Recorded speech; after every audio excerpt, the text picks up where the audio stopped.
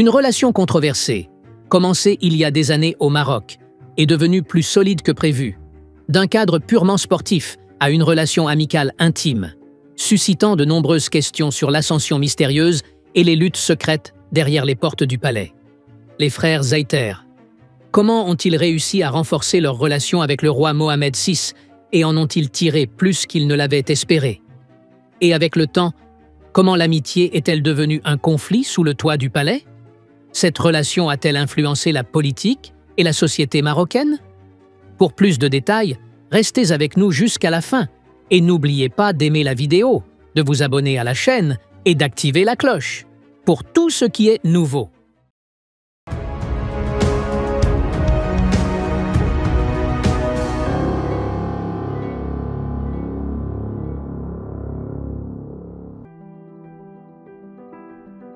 L'histoire des frères Zayter a commencé dans la ville de Cologne, en Allemagne, où leur père s'est installé après avoir émigré du Maroc, laissant derrière lui sa vie dans son village rural de la région d'Al-Hokeima. Le père, ayant grandi dans un environnement rural traditionnel, et la mère, originaire de la ville de Tanger, ont décidé d'élever leurs enfants loin des conditions de pauvreté et de souffrance qu'ils avaient vécues au Maroc. Ils avaient 6 enfants, dont 4 garçons et 2 filles. Et ils ont veillé à leur enseigner les traditions marocaines tout en les encourageant à construire un avenir prometteur dans leur pays d'accueil. Au début, les frères Zayter vivaient une vie simple en Allemagne, où ils ont eu des opportunités sportives dès leur enfance. Avec le temps, le père a découvert que le sport était le meilleur moyen de canaliser l'énergie de ses enfants.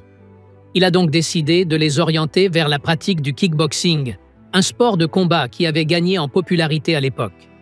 Leurs entraînements ont commencé par un accent sur la force physique, dans laquelle ils ont rapidement excellé. Cependant, cette force ne s'est pas limitée au domaine sportif. Elle a eu un impact négatif sur leur comportement quotidien, où ils ont montré de l'agressivité dans leurs interactions, ce qui les a exposés à des accusations de participation à des actes de violence. Ce comportement violent a entraîné des conflits juridiques et des condamnations dans certaines affaires criminelles qui ont fait partie de leur vie à un moment donné. Malgré ce passé sombre et les problèmes qui l'accompagnaient, les frères Zayter ont décidé de redéfinir complètement leur parcours. À un moment crucial de leur vie, ils ont compris que leur passé devait rester derrière eux et qu'il fallait aspirer à accomplir de véritables réalisations pour avancer. Ils ont donc décidé de se lancer dans le monde des arts martiaux mixtes, MMA, un sport qui combine plusieurs disciplines telles que le judo, la lutte et la boxe, ce qui leur a permis de démontrer leurs compétences en combat dans un environnement plus organisé et professionnel. Sous la supervision d'entraîneurs spécialisés et grâce à leur développement continu, les frères ont obtenu des succès successifs dans ce domaine. Mais le plus notable d'entre eux était Abou Bakr, qui est devenu une star dans ce domaine. Grâce à sa détermination et à sa volonté, il a remporté de grands titres dans le sport des arts martiaux mixtes, MMA, se distinguant particulièrement dans l'organisation mondiale UFC, l'une des plus grandes dans ce domaine. En 2018, Abou Bakr Zayter a été honoré pour ses grandes réalisations sportives par le roi Mohamed VI, devenant ainsi l'un des sportifs marocains les plus connus à l'échelle mondiale. Ce parcours, qui a commencé en Allemagne avec de grands défis, s'est terminé par une célébrité dans le domaine sportif, ce qui a permis aux frères Zayter de se faire un nom au Maroc.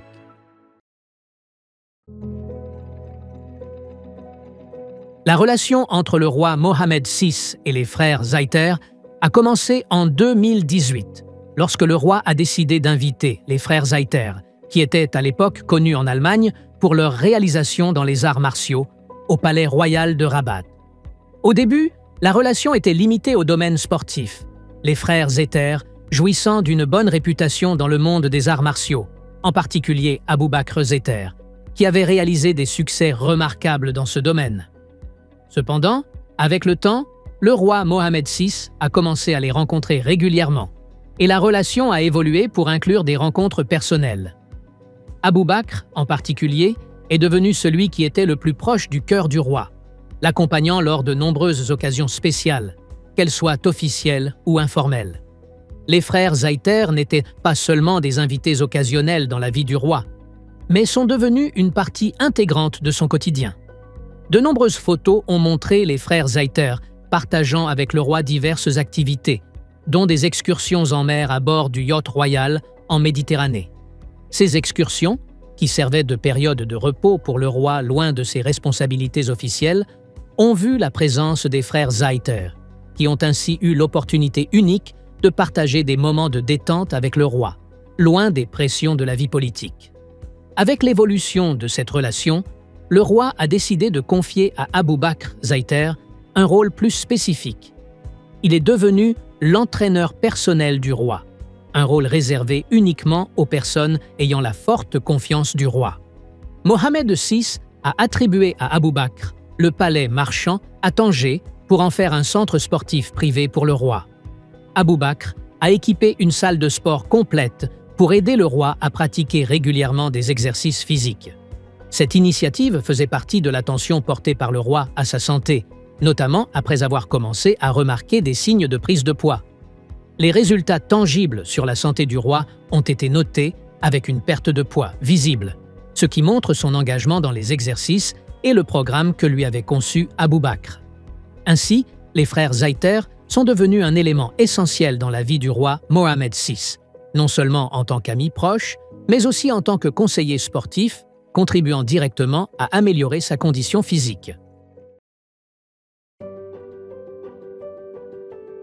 La relation étroite entre les frères Zayter et le roi Mohamed VI n'a jamais été exempte de défis ou de tensions.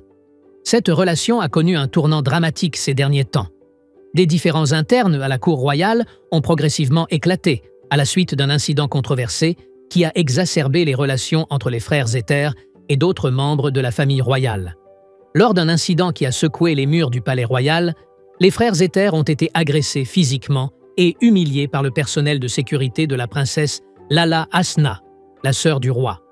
Cet incident ne semblait pas être un simple comportement individuel de la part des gardes ou un malentendu mineur, mais plutôt une action délibérée de la part de la princesse Lala Hasna, qui visait à humilier les frères Zayter et à réduire leur influence dans les cercles internes du palais. L'événement s'est produit alors que les frères Zayter tentaient de participer à une réunion de haut niveau prévue au palais royal. Mais ils ont été violemment empêchés d'entrer, publiquement et devant les regards et oreilles des gardes.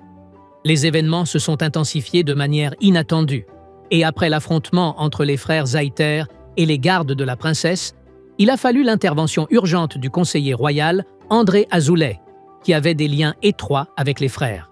Azoulay, qui a toujours défendu les intérêts de certains groupes au sein de la cour, a été extrêmement en colère contre cet acte, surtout que l'humiliation visait des personnes avec lesquelles il entretenait une relation d'amitié profonde. Le conseiller royal est intervenu rapidement, tentant de calmer la situation avant qu'elle ne dégénère davantage. Mais cela n'a pas empêché l'escalade de l'incident.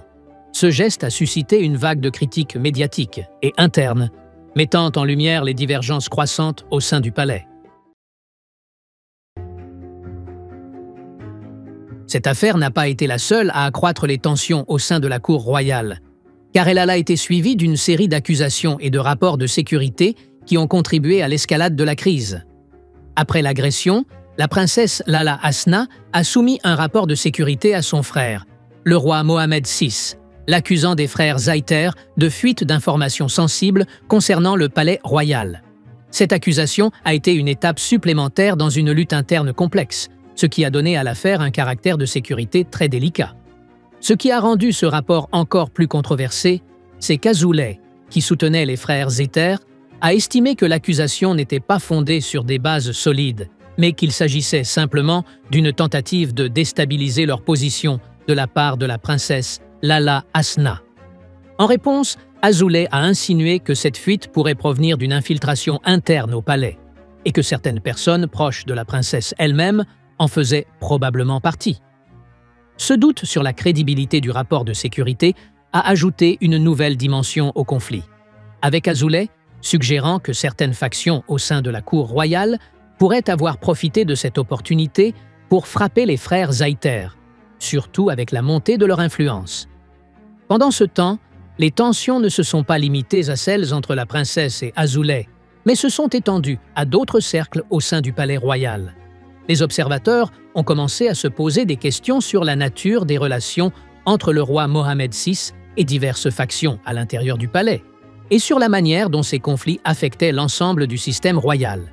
À la suite de ces rapports et accusations, la situation au sein du palais est devenue plus complexe, avec la question du pouvoir personnel et des intérêts politiques qui a rendu l'intérieur du palais royal rempli de luttes qui menaçaient la stabilité des relations au sein de la famille royale. Finalement, ces tensions internes ont servi de véritables tests pour le rôle des conseillers proches du roi, comme André Azoulay, dans l'influence sur le déroulement des événements au palais.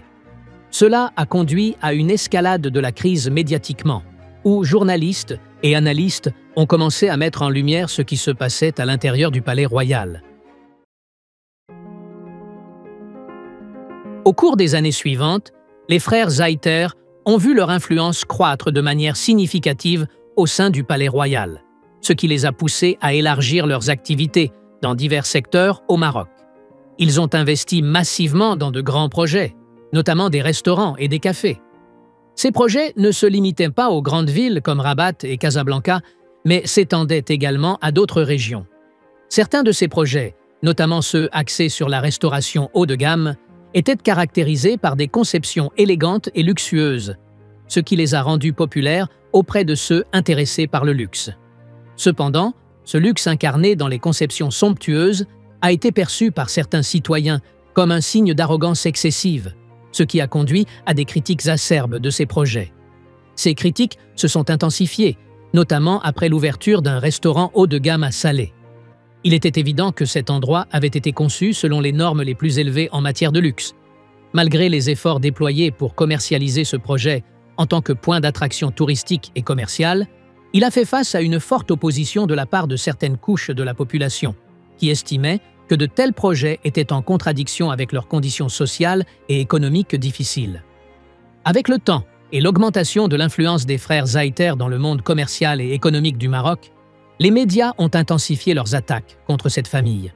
En mars 2022, les critiques médiatiques se sont considérablement intensifiées, avec des rapports acerbes les accusant de profiter de leurs liens présumés avec le roi Mohammed VI pour obtenir des avantages personnels. Les rapports ont révélé que les frères Zaïter agissaient comme s'ils faisaient partie de la famille royale et, parfois, dépassaient les frontières de cette appartenance symbolique pour obtenir des pouvoirs considérables. L'affaire ne s'est pas arrêtée là, puisque certains ont suggéré que ces frères avaient été autorisés à intervenir dans les affaires du palais royal et qu'ils avaient obtenu des permis spéciaux pour lancer de grands projets commerciaux dans certaines zones interdites. Cette expansion considérable de leurs activités a suscité des inquiétudes au sein des cercles du palais royal, et certaines voix ont commencé à demander une réévaluation des relations entre le roi et les frères Zaïter. Dans le contexte de ces événements croissants, les frères Zaïter sont devenus, aux yeux de certaines couches de la société, un symbole de dépassement des limites. Certains considèrent que cette ascension rapide dans les affaires ne peut être que le résultat de l'exploitation de la relation étroite avec le roi. Bien qu'il y en ait qui les voient comme de jeunes hommes respectables, travaillant à aider les pauvres et soutenant des causes sociales, il est indéniable que leurs actions contribuaient directement à enflammer les tensions au sein du palais et dans les cercles politiques. Les critiques ont considérablement augmenté après que les médias ont commencé à publier des photos des frères Zaïter exhibant leur vie luxueuse dans des lieux publics et sur les réseaux sociaux. Leurs voitures de luxe, dont la valeur atteignait des centaines de milliers de dollars, et les privilèges dont ils jouissaient, sont devenus des cibles de moqueries et de réprobation de la part des citoyens. Cette ostentation de leur vie de luxe, alors que de nombreuses couches sociales souffraient de graves problèmes économiques, en a fait des cibles principales des critiques acerbes des médias populaires. L'ironie concernant les photos et les activités que les frères Zaïter partageaient sur les réseaux sociaux a également augmenté, ce qui a conduit à de vives critiques de la part de larges segments de la population. Cette colère populaire et médiatique ne s'est pas limitée aux classes inférieures, mais a commencé à affecter les cercles politiques. De nombreux opposants ont estimé que les actions des frères Zaïter représentaient une menace pour les institutions de l'État. Avec la propagation de ces critiques dans les médias nationaux et internationaux, la réputation des frères Zayter est devenue un sujet de débat incessant, faisant d'eux des figures scrutées par tout le monde. En conclusion, la relation entre le roi Mohammed VI et les frères Zayter demeure l'une des histoires les plus controversées et fascinantes de l'histoire du Maroc moderne. Ce qui avait commencé comme une amitié sportive et une relation de confiance entre le roi et ses amis s'est transformé en un conflit interne profondément influent au sein du palais royal, marqué par des tensions et des défis qui ont secoué les fondements de la famille royale. Ainsi, nous arrivons à la fin de la discussion sur l'une des relations les plus controversées dans la société marocaine. Ne manquez pas l'occasion de suivre davantage de contenu en vous abonnant à la chaîne et en activant la cloche pour recevoir toutes les nouveautés.